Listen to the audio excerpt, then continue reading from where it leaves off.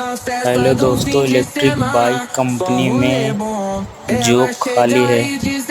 8 घंटे का 18,000 पेमेंट है। 150 रुपये होती है। जिसको भी करना है कमेंट में अपना अपना नंबर भेजिए। हर महीने में 8 तारीख को सबका पेमेंट हो जाता है। लेडीज़ हो जनरल कोई भी हो, जिसका ITI होगा उसका पेमेंट पढ़ के मिलेगा।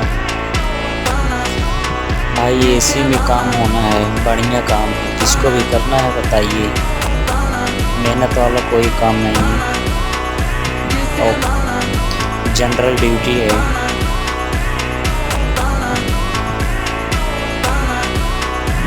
Good morning friend, love you.